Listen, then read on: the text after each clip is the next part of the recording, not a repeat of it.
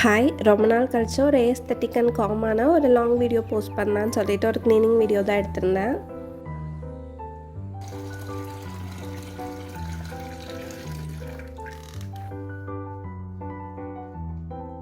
Clean பண்ணுறதுக்கு முன்னாடி ஒரு பிளாக் காஃபி குடிச்சிட்டு ஸ்டார்ட் பண்ணிக்கலான்னு சொல்லிட்டு தான் ஃபஸ்ட்டே பிளாக் காஃபி போட்டுட்டு கொஞ்சம் நேரம் வாக் பண்ணிகிட்டு இருந்தேன்.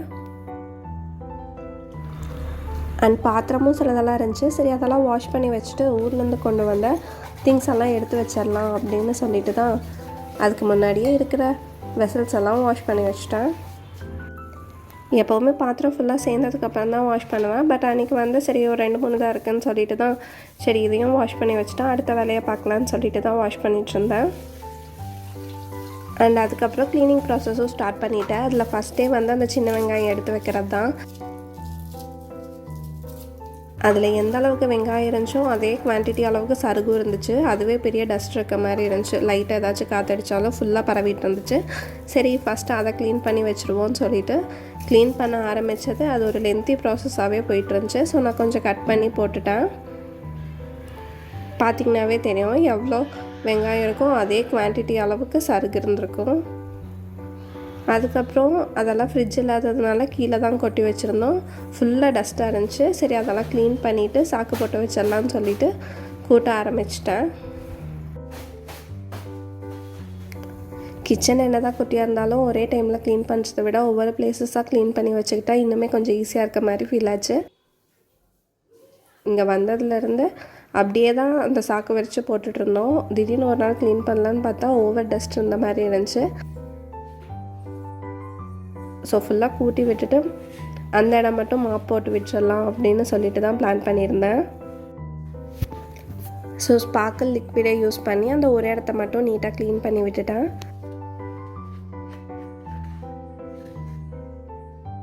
ஆனால் கிச்சனில் மட்டும் எப்படி தான் நம்மளுக்கு டஸ்ட்டு செய்கிறதுனே தெரியாது. அப்போ தான் ஃபுல்லாக க்ளீன் பண்ண மாதிரி இருக்கும். மறுபடியும் ஏதாச்சும் ஒரு வாக் பண்ணிவிட்டு நம்ம திரும்பி பார்த்தோம்னா மறுபடியும் ஃபுல்லாக டஸ்ட்டாக இருக்க மாதிரி தான் ஃபீல் ஆகும்.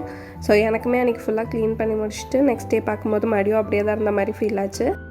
அதுக்கப்புறம் வீட்டிலேருந்து கொண்டு வந்த காய்கறிகள் எல்லாத்தையும் எடுத்து அரேஞ்ச் பண்ணி வச்சிடலான்னு சொல்லிவிட்டு எல்லாம் காஞ்சதுக்கப்புறம் திரும்ப ஃபஸ்ட்டு வெங்காயத்தை எடுத்து அந்த இடத்துல போட்டுட்டேன்.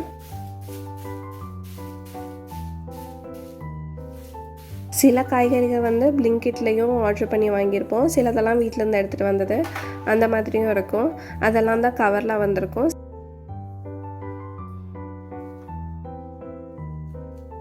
சரி, அதெல்லாம் நீட்டாக அரேஞ்ச் பண்ணிடலான்னு சொல்லிட்டு தான் ஒவ்வொன்றா கட் பண்ணி எடுத்து வச்சுட்டு இருந்தேன்.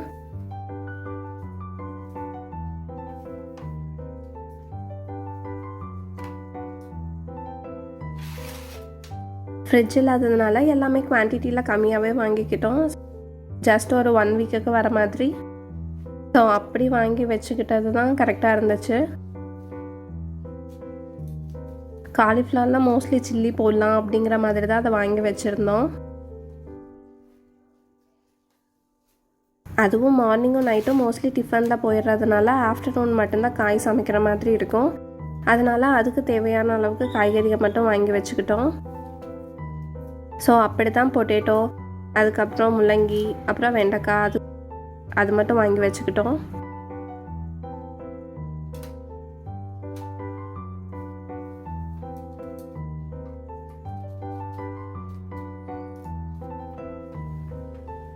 And finally செவ்வாழைப்பழம்.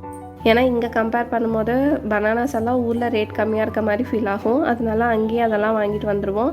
அது போக அப்போதைக்கு ஏதாச்சும் வேணும்னா மட்டும் இங்கே வாங்கிக்குவோம்.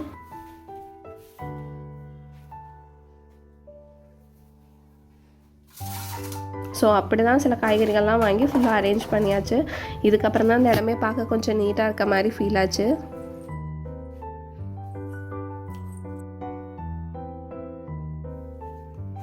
அண்ட் ஏதாச்சும் ஒரு பொருள் வாங்கிட்டு வந்தால் அதை ரீஸ்டாக் பண்ணுறதே ஒரு மாதிரி காமிங் ப்ராசஸாக இருக்கும். ஸோ அந்த மாதிரி தான் கரும்பு சக்கரை தீர்ந்துச்சுன்னு சொல்லிவிட்டு அதையும் ரீஸ்டாக் பண்ணி அதோட பிளேஸில் வச்சுட்டேன்.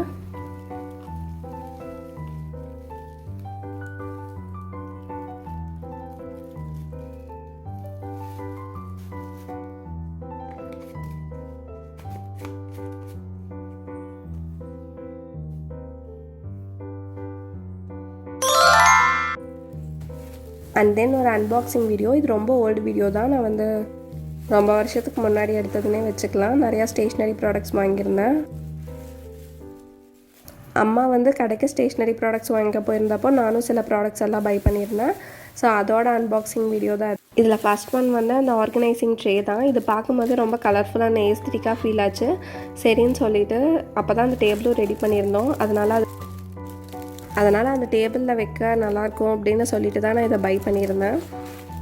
நான் நினச்சதை விடவே என்னோட அந்த ஒயிட் டேபிளுக்கு இது கலர்ஃபுல்லாக இருந்ததுக்கும் பார்க்க ரொம்பவுமே ஏஸ்திரிக்காக ஃபீல் ஆச்சு.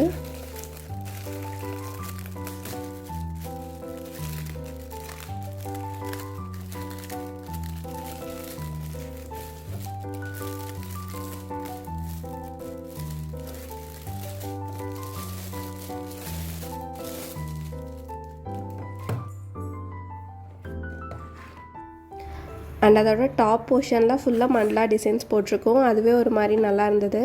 அது மட்டும் இல்லாமல் நம்ம மோஸ்ட்லி கடையில் போய் வாங்குறோம்னாவே ஃபுல்லாக டார்க் கலர்ஸே தான் கிடைக்கும். பட் இதுதான் எனக்கு ஃபஸ்ட் டைம் வந்து நல்ல லைட் கலர்ஸ் கிடச்சது. எனக்கு வந்து ரொம்பவுமே ஹாப்பியாக இருந்துச்சு. ஸோ நானும் இதை பை பண்ணிட்டு வந்துட்டேன். எனக்கு தெரிஞ்சது ஒரு 200 அதுக்குள்ளே தான் இருந்துச்சுன்னு நினைக்கிறேன். நான் இதை டேபிளில் தான் வைக்க போகிறேன் அப்படிங்கிற அந்த மைண்ட் செட்டுக்கு வந்துட்டேன். பட் எந்த பொருளை எதுக்கு எடுத்து வைக்கிறேன் அப்படிங்கிற அந்த மைண்ட் செட் தான் இன்னும் வரல. அதனால் இருக்கிற 3 பொருளையும் மாற்றி மாற்றி வச்சுட்டு இருந்தேன். ஃபஸ்ட்டு லேம்ப் எடுத்து இந்த சைடு வச்சுட்டு அதை கார்னரில் ப்ளேஸ் பண்ணிடலாம் அப்படிங்கிற அந்த மைண்ட் செட்டுக்கு வந்தேன். பட் மறுபடியும் என்னோடய ஸ்டேஷ்னரி ஹோல்டர் இருந்துச்சு. அதை எடுத்து மாற்றி வைக்கிறது, ஃப்ளார் பேஸ் எடுத்து மாற்றி வைக்கிறது அப்படின்னு சொல்லிவிட்டு மாற்றி மாற்றி வச்சுக்கிட்டே இருந்தேன். அதுக்கப்புறம் ஃபைனலாக ஒரு முடிவுக்கு வந்து தான் ஓகே இந்த பிளேஸ் தான் நல்லாயிருக்கு அப்படின்னு சொல்லிவிட்டு ஒரு இடத்துல ஹோல்ட் பண்ணி வச்சிட்டேன். அப்போ நான் அதை ஒரு பொசிஷனில் வச்ச வரைக்கும் இப்போ வரைக்குமே நான் அதே பொசிஷனில் தான் வச்சுருக்கேன். ஸோ அந்த விஷயம் மட்டும் என்ன தான் லேட் வீடியோவாக இருந்தாலும் இன்னும் மாறல. என்ன அந்த ஸ்டேஷ்னரி ஹோல்டர் மட்டும் நான் இப்போ எடுத்துட்டேன். சரி பார்க்க கொஞ்சம் ஏஸ்திரிக்காக ஃபீல் ஆகலை அப்படின்னு சொல்லிவிட்டு. எப்போவுமே நான் ஸ்டேஷ்னரி ப்ராடக்ட்ஸ் வாங்குறேன்னா ஒரு பென்சில் வாங்கிட்டு வரது, ஒரு எரேசர் வாங்கிட்டு வரது அப்படியெல்லாம் வாங்கிட்டு வர மாட்டேன். ஒரே மட்டும் பல்காக வாங்கிட்டு வந்துடுவேன். அதுவும் இல்லாமல் அப்போ நான் ஹேண்ட்மேட் கிஃப்ட்ஸ் எல்லாம் ரெடி பண்ணிகிட்டு இருந்ததுனால அதுக்கு தேவையான ப்ராடக்ட்ஸை நான் சிலதெல்லாம் வாங்காமல் இருந்தேன். ஃபுல்லாகவே வந்து அங்கே ஊரில் என்ன கிடைக்குமோ அதை வச்சு மட்டுமே நான் பண்ணிகிட்டு இருந்தேன். ஸோ அப்போ நான் கோயம்புத்தூர் போயிருந்தப்போ அந்த மெட்டீரியல்ஸ் வாங்குறதுக்குனே தனியாக ஒரு கடை இருக்குது அப்படின்னு சொல்லி கேள்விப்பட்டு தனியாக அங்கே போயிருந்தேன். அந்த கடை எல்லாத்துக்குமே தெரிஞ்சிருக்குன்னு நினைக்கிறேன். டவுன் ஹாலில் இருக்க எஸ்கே டெக்கரேஷன் தான். ஃபஸ்ட்டு வந்து இந்த உட்டன் கிளிப்ஸ் வாங்கினேன்.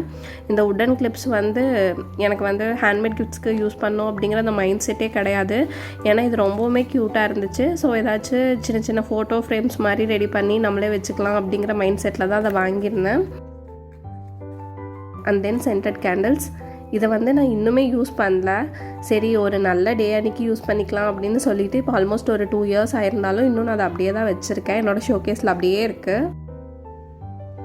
பட் இதோட ஃப்ளேவரும் சரி, ப்ரைஸ் ரேஞ்சுமே சரி அஃபோர்டபுளாக தான் இருந்துச்சு.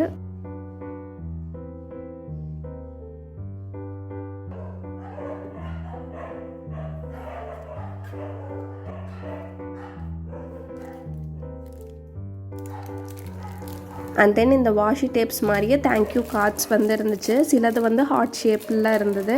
ஏன்னா அந்த டைமில் நிறையா புக்லெட்ஸ் மாதிரி ரெடி பண்ணிகிட்டு இருந்ததுனால ஹார்ட் ஷேப்டு கார்ட்ஸும் இருந்துச்சு. அதில் வந்து தேங்க்யூ கார்ட்ஸும் இருந்துச்சு.